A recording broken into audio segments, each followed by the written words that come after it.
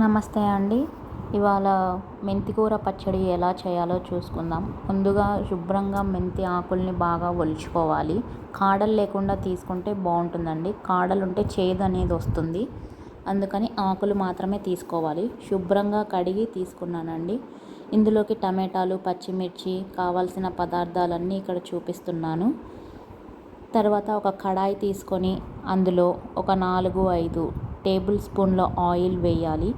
దాంట్లోకి 2 టేబుల్ స్పూన్ల శనగపప్పు, ధనియాలు, అలాగే పల్లీలు వేసి బాగా దోరగా వేయించుకోవాలి. ఇవి వేగిన తర్వాత ఇందులోకి పచ్చిమిర్చి, రుచికి సరిపడ మీ కారానికి తగ్గట్టుగా పచ్చిమిర్చి వేసుకొని బాగా వేయించుకోవాలి. తర్వాత శుభ్రంగా కడిగి పెట్టుకున్న మెంతి ఆకుని వేసి బాగా వేయించుకోవాలండి ఆయిల్లో. అప్పుడే చేదు అనేది పోతుంది. బాగా వేయించుకుంటే పచ్చడి అనేది చేదు వస్తుంది. కాబట్టి కొద్దిగా మూత పెట్టి 2-3 నిమిషాల పాటు బాగా వేయించుకోవాలి.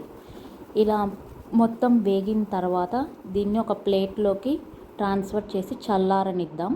అప్పుడు మళ్ళీ అదే కడాయిలోకి మళ్ళీ 4-5 స్పూన్ల ఆయిల్ వేసి మీడియం సైజు 4-5 టమాటాలు, కొద్దిగా చింతపండు వేసి బాగా కలుపుకోవాలి. ఇవి బాగా మగ్గించుకోవాలండి. అందుకనేసి మూత పెడితే త్వరగా మగ్గుతాయి.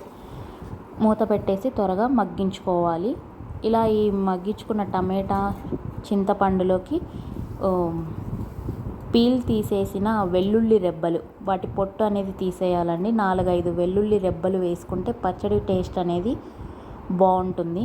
అవి వేసి కాసేపు మూత పెట్టేసి మళ్ళీ కొంచెం బాగా ఇంకా మగ్గించుకుంటే టమాటాలు అనేది బాగా సాఫ్ట్గా రావాలి. ఇలా సాఫ్ట్గా వచ్చిన తర్వాత చిటికెడు పసుపు వేసుకొని బాగా కలిపెట్టుకోవాలండి. ఈ మిశ్రమం అంతా బాగా చల్లారిన తర్వాత మనం మిక్సీ తిప్పుకోవాలి. ముందుగా ఆకుకూర వేయించుకున్నాం కదా, అది వేసి మిక్సీ పట్టాలండి. ఇలా మిక్సీ పట్టిన ఇందులోకి ఏదైతే టమాటాలని ఉడికించుకున్నామో వాటిని వేసుకోవాలి. రుచికి సరిపడ ఉప్పు వేసి తిప్పాలండి. అంతే, ఎంతో రుచికరమైన మెంతి పచ్చడి.